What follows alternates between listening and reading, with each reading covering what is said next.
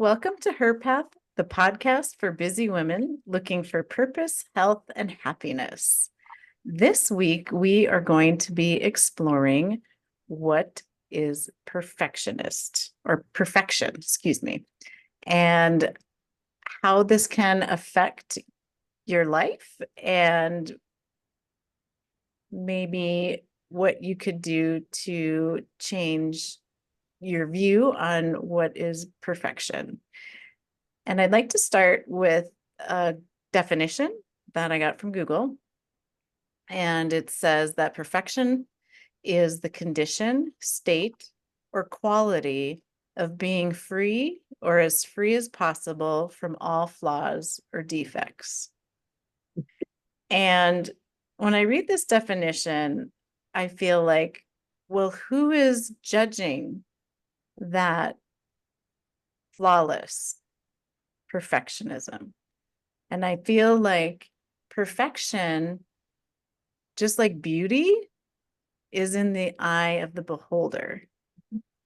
And it's interesting to think about being a perfectionist and how that can be so self-deflating.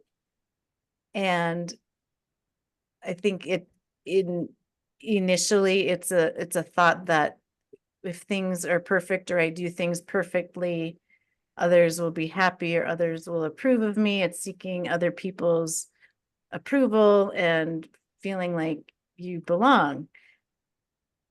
But it is very um, selfish and putting things and people aside to focus on yourself. And we were just talking and I thought it was very fascinating. I know, Elise, that you are reading a book from Brene Brown, Yes. and it is called It's called The Gifts of Imperfection. So it's one of her older books. I'm rereading it to use it with a client. And it really does outline some very interesting thoughts about perfectionism. Um, Perfectionism, according to Brene Brown, is, in conflict with self-compassion, which I thought was so interesting, right? So when we are being perfectionists, we are holding ourselves to enormous responsibility and accountability and very high standards. And if we don't meet those standards, we are shaming ourselves, we're judging ourselves, we are beating ourselves up. And you can choose to have a perfectionist life or a life with self-compassion. And to me, it was such a profound way of thinking about it, because people have told me, oh, you're such a perfectionist, right? You're such a nerd. You always have to have everything just perfect. Um, but what is the burden that comes along with that for the person, right? Mhm. And how much harder is your life if you're always being held to these standards that you put on yourself? Like nobody else is putting that on you. It's all for yourself. So yeah, I highly recommend that book. If this is a topic that resonates with our readers, um, it's so well written and it gives you so many different ways to think about how it's okay not to be a perfectionist. I think being in the medical field and just in our educational system in general does us a disservice because we are already programmed to seek perfection, to get those hundreds, right? Get those 90s. It's got to be A's, A's, A's. It's got to be perfect so that you can get to the next level and progress to the next level. And that just sticks. You have to be almost perfect to be good enough, to be qualified enough, Right. to be able to advance, just to say, in life. But it gets to the point where it's paralyzing, really striving for perfection. And in simple, small things, like I have to write consult notes, for my patients. And it can be so time consuming to really work on making the perfect note to document perfectly. And it just leads to so much stress. It takes so much time that you take work home, and you can have a perfectly acceptable note without it being perfect. And it took me some time to be okay. And I think it was our mentor who I heard this comment from. It's okay to do B- work. Just get it done. It's okay if it's a B-. And for someone who's used to getting hundreds and 90s, whoa, a B-. I don't know if I can do that. It just takes, some insight and just some practice, and to be able to be satisfied with something that in your mind isn't perfect, but is completely acceptable. Yeah, and I think that brings up a great point. And I actually, if it's okay, I would like to read 2 passages from this book that get at exactly what you're saying. Perfectionist is not the same thing as striving to be your best, right? And I think in the medical world, we're always striving to be our best. Perfectionism is not about healthy achievement and growth. Perfectionism is a belief that if we live perfect, look perfect, act perfect, we can minimize or avoid the pain of blaming, judging, and shame. It's a shield. Perfectionism is a 20-ton shield that we lug around thinking it will protect us, when in fact, it's the thing that really prevents us from taking flight. It's stopping us from being seen. Yeah, it could be paralyzing. I agree. Yes. Yeah. And here's the other one that kind of goes along with that. Perfectionism is not self-improvement. Perfectionism is at its core about trying to earn approval and acceptance. Most perfectionists were raised being praised for achievement and performance, grades, manners, rule following, people pleasing, appearance, sports, etc. Somewhere along the way, we adopt this dangerous and debilitating belief system. I am what I accomplish and how well I accomplish it. Please perform perfect. Healthy striving is self-focused. How can I improve? Perfectionism is the other focused. What will they think? Right? That's a pretty mind-blowing way of thinking about it, that it's not helping us, that it's a shield, a very heavy, onerous shield, and it's not helping us improve. It's helping us, on how other people will think of us. Thank you Right, for sharing because that, Elise. Yeah, Yeah, I you just are vulnerable, right? When you're not perfect, your right, flaws will come out, your right. blemishes, your secrets, those things that you want to hide, your insecurities. And that's not fun. To Right, feel right. vulnerable. Mhm. Yeah, Nancy, what did you think of those definitions and insights? I keep coming to the fact that, if I'm a patient and I'm having a surgery, I want it to go perfect. So I want the physician to be perfect or the surgeon to be perfect. And yet I'm okay with me not being perfect. So my mind is just kind of working this out here. I thought that was interesting concept. What I gleaned from that is being a perfectionist is a coping mechanism to get people's approval and love and acceptance, and to protect them from feeling the uncomfortable feelings of rejection and failure. And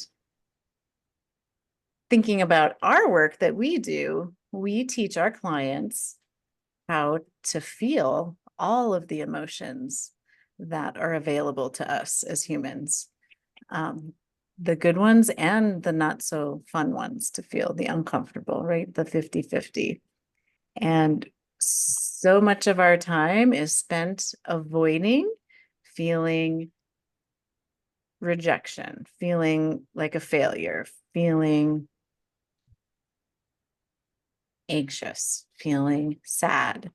We always want to feel the positive emotion. And so I just thought that very fascinating, that it's like a coping mechanism, almost like buffering, would you think? Mhm. And for those of you that don't know what buffering is, buffering, and please correct me, ladies, over my definition, but buffering is doing something, an activity that allows you to put the emotion that you're about to feel on hold for a little bit. It distracts you from feeling a certain way. And it usually it helps you just kind of push it away or numb it out or forget about it for a little bit, so you don't have to think about it and you don't have to process it. Some examples would be, um, I have some work I want to do, but I'd really want to check, my Facebook or Instagram account and see what's going on there. Or I want to work out, but I don't want to feel uncomfortable. And so I'm going to sit on the couch instead and watch Netflix, or a variety of other different things that you can do to avoid and not feel your emotions. Would you think that being a perfectionist could be a form of buffering? I think it could, because you're like keeping all the busyness up. You're trying to do all these things to make a situation perfect that you're maybe not really dealing with what's at hand. Yeah, it's a really fascinating thought. Like it took me a little bit to put those two together, because normally I would not think of perfectionism as a buffering mechanism. But if it does keep you from feeling vulnerable and feeling exposed, then Was. yeah, it probably is. It's an unconventional form of buffering. Like we think of buffering like eating too much to hide our feelings, or drinking, or some of those other things, but it's an unconventional way of buffering.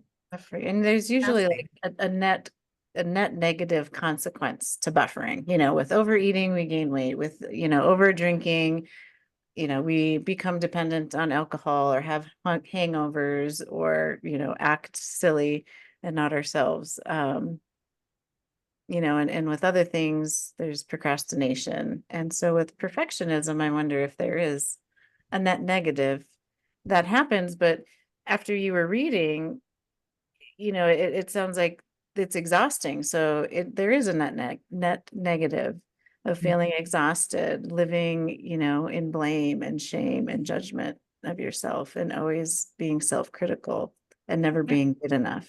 And it keeps you also from being productive in ways that you want to. For some people, for example, like for me, if I want to create a content, if I want to, write something, and you may not even be aware that it's actually happening, but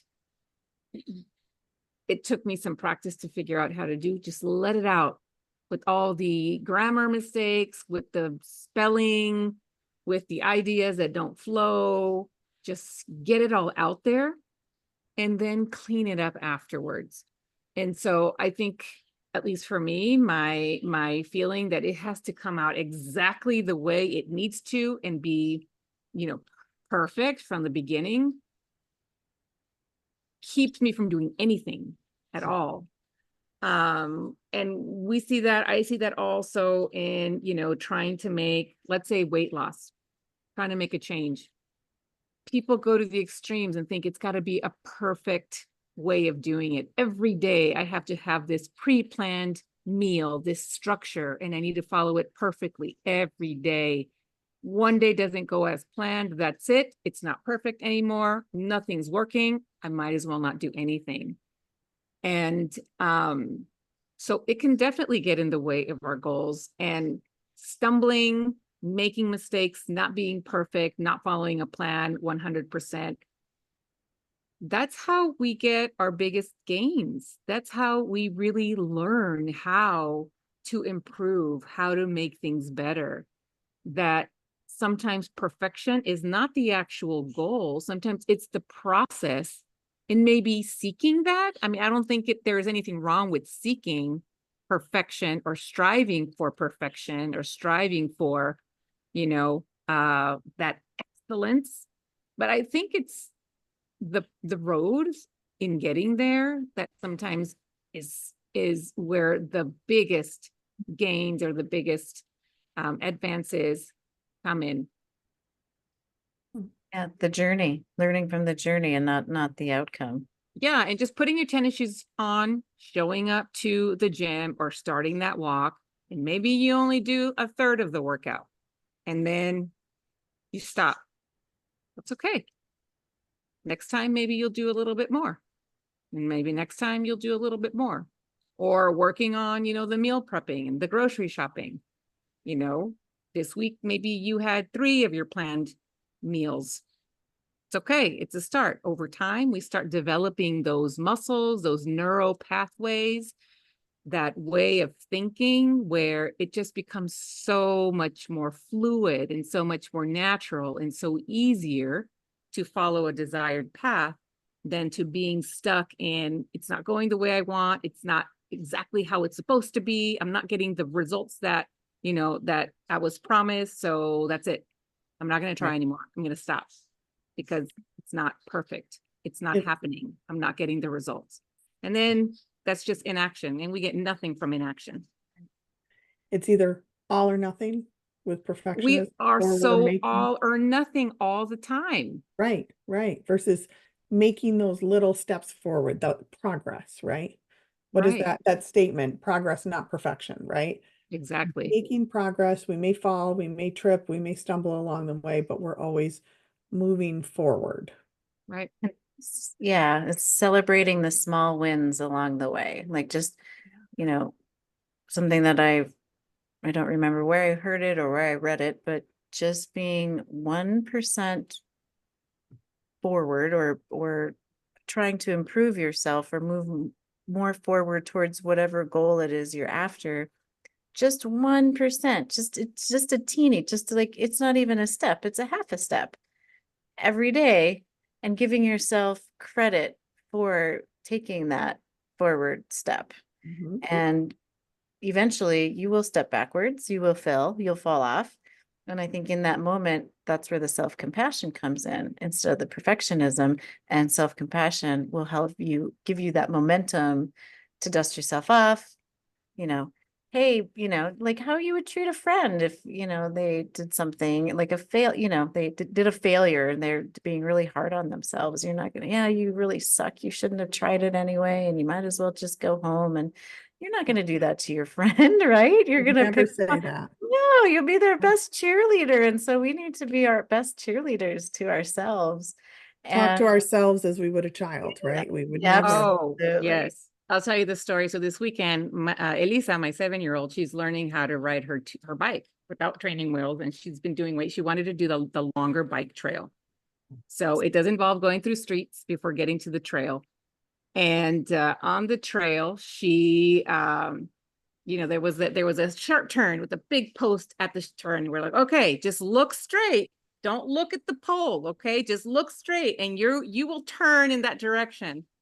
And so what does she do? She goes straight into the pole and bam, crashes to the ground, crying, all the things like, oh my God, I'm so sorry. Are you okay?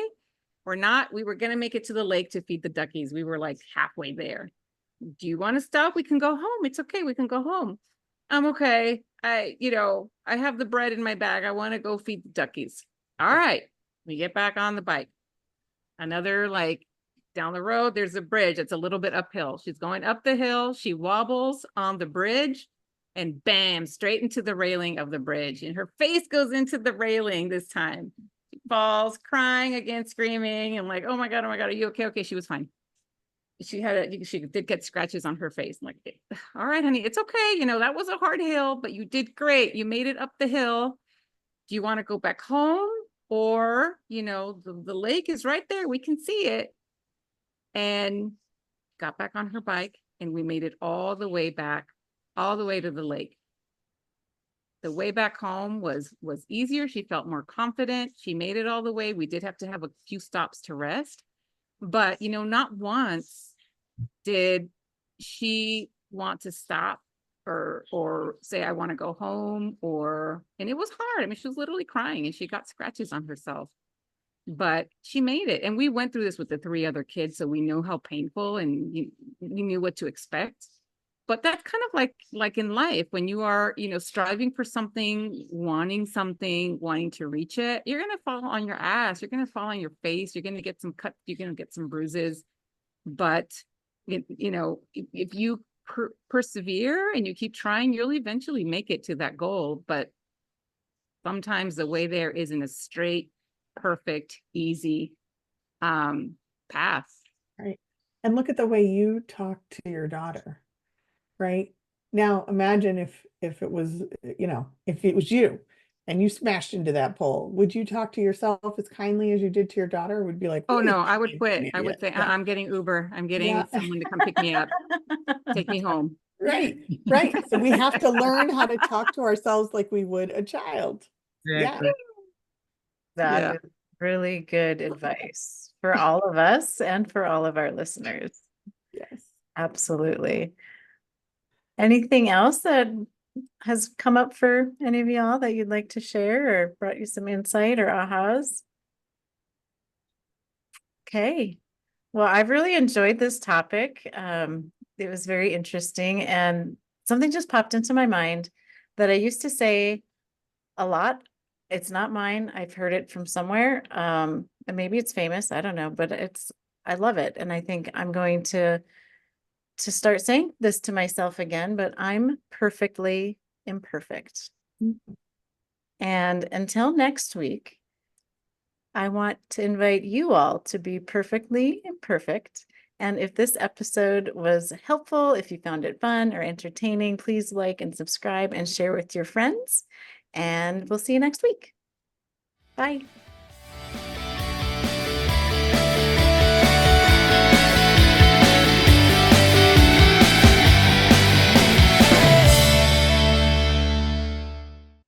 Hey, one more thing before we leave. This podcast is for informational and entertainment purposes only. We are certified professional coaches, but this broadcast is not a substitute for medical or psychological advice. Okay, thanks for listening. See you next week.